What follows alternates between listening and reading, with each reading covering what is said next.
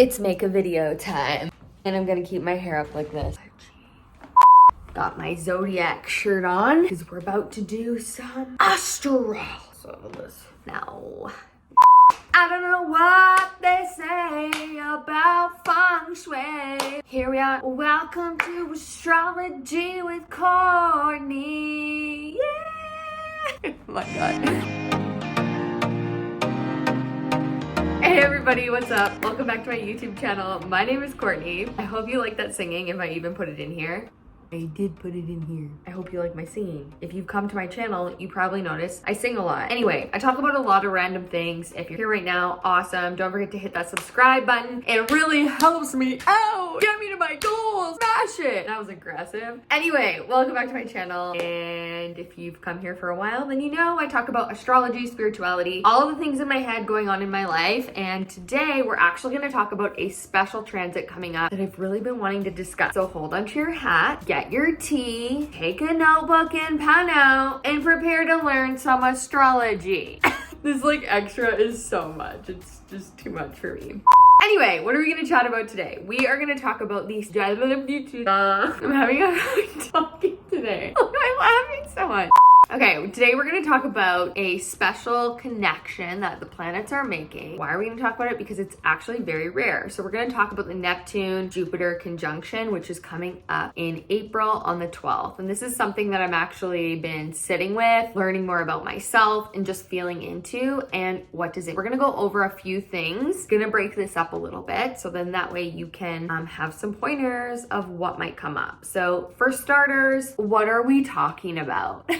Jupiter, Neptune, who, what, where, when, why, how? Let's discuss, okay? So let's talk about the two planets first and foremost. That is the best way that we're gonna start this. So Jupiter is a planet of abundance, expansion, growth, optimism, faith, shout it from the rooftop. Just this energy that's like big and bold and loud and just wants to be like, hallelujah. It's very Oprah, Santa Claus energy, okay? And funnily enough, Oprah has a lot of Sagittarius in her chart. And I mean, Santa comes at the end of Sagittarius season. Not sure if there's a connection there. But what I'm trying to say is Jupiter is ruled by signs of Sagittarius and Pisces. And so those energies are really home to Sagittarius, where it can really be itself, all right? It can take its pants off and be itself. Jupiter is currently in the sign of Pisces, where it can fully be its expanded self. It is expanding things like our consciousness, our emotions, our feelings, our empathy for one another, and our desire to learn and awaken to different types of beliefs and ideas around spiritual topics and philosophy. Let's talk about Neptune. Neptune in astrology is a planet that looks like this, yeah, and it is actually ruled by Pisces as well. And so Neptune is this planet that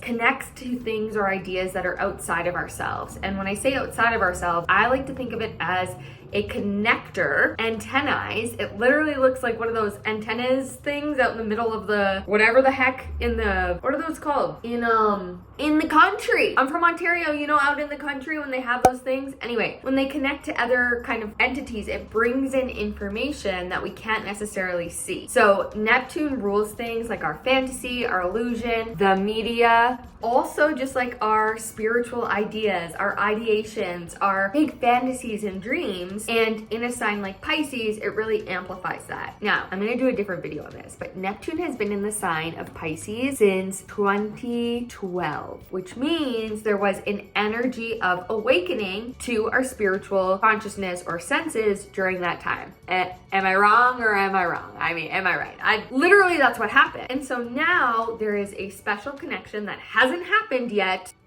with Jupiter being in this sign. So Jupiter is now going to be, it's in the sign of Pisces, and what it's doing is even as I'm making this, it's coming real close to Neptune, and it comes exact on April 12th, 2022. So during the lead up to this energy, we're really gonna start to feel this more elusive, or there's like ideas, and maybe our frequency is rising, things are happening intuitively to us, synchronicities are coming up, maybe we're we're jumping timelines, all of these spiritual words that are like, what is she talking about? That's very Neptune. Jupiter expanding that. And so it's coming close. It's coming close like this.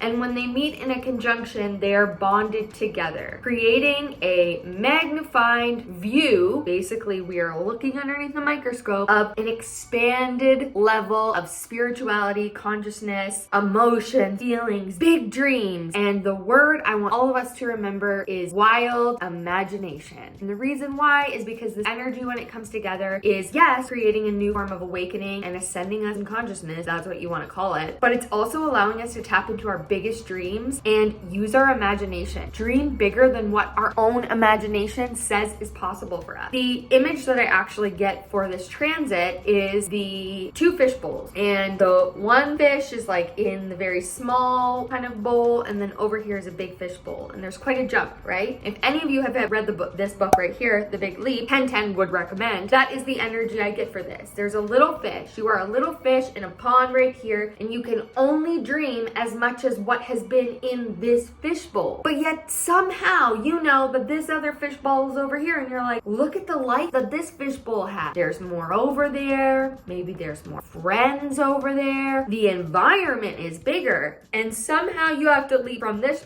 fish bowl into this fish. And so this energy can definitely help. So how do we use it? Okay, so how do we use this energy? Good question. Basically, leading up to this point, journal, feel. All of those spiritual people out there who are talking about feel into the manifestation, quantum leaping manifestation, like that's what you want to be doing. That is this energy, and that is the best way to use it. The trick here is that you are going to be using senses and tapping into your intuition in ways that you probably haven't done before, and it's asking you to do that. It's asking you to get answers and clarity through a different sense. Not your logical mind sense, no. The sense in which is like your sixth sense, your other feelings and emotions, your other intuitive gut reactions to things. Like this is what this energy is about. And so the more that you can use that and the more that you can tune into it, you betcha it's gonna work in your favor. The other thing you can do is look in your birth chart and see where Pisces is in your chart, what house it's in, what house is opposite to it, and see what energy might be coming up in terms of those houses that you're going to be dealing with. Example, I have Pisces on my rising sign, and so the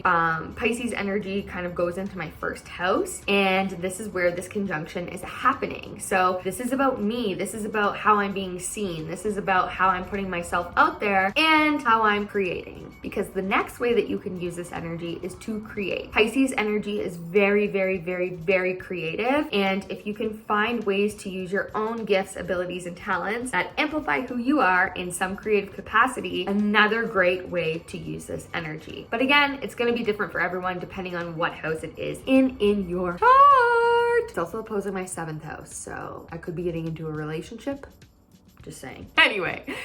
Okay, on a collective level, what does this mean for us? On one hand, I feel like this is going to be a large expansion in terms of people collectively awakening again, 2012 around 2. But also, there is some talk of some certain things that might come out around the media. And the reason why we say media is because Neptune rules media. With Jupiter there, it does bring a highlight or a magnifying glass on that area. Now, Neptune in Pisces is already making us feel like there's a lot of misinformation or things not fully making sense, and it's just this like, what? Like it just doesn't fully land in the human brain. That's already a thing. And so when Jupiter comes and touches that, it might expand that. It's probable that we are going to hear something in terms of the collective through the media sharing something with us all. I'm not even going to manifest anything but good, okay? So if it does come, I'm not saying anything. I'm not even going there, okay? Because here I am, and I'm going to choose to use its higher frequencies and be aware that that is something that could happen. We could hear something in the media, but I'm going to use it to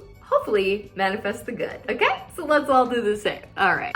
What else do we need to know about this? I guess overall what I'm trying to say with this energy is it's just a great time for you to create your big dreams, your big vision. What is it that you want to jump into? What is the next fishbowl? Now, I know there's so many different factors in the world right now of, can I do this? Can I not do this? What are the rules? What is this? There's so many. And I know that those can be limitations, but this energy is really about breaking free from those limitations and allowing yourself to expand and, shall I say, astral travel or put yourself in that place before it actually happens. Vision boarding, talking about using words as spells, like allowing this energy to create your big dreams, like invite it in. This is like, we haven't had this energy. Like this is something that we haven't experienced here. And so Jupiter coming into the sign of Pisces has already been something that's been super expansive for all of us in one way or another. And if you haven't noticed it in a physical form, it's because it's happened on a very spiritual level and soon will translate into the physical. That's how everything always works. Our souls are expanding, especially when Jupiter comes close to Neptune. So if you feel that, if you see that in the collective, if you notice synchronicities are happening at hyper speed, this could be why. And also it's just that we're really in tune. We are in tune. We're noticing that who is in tune and who is not. And there's people who come at their own time.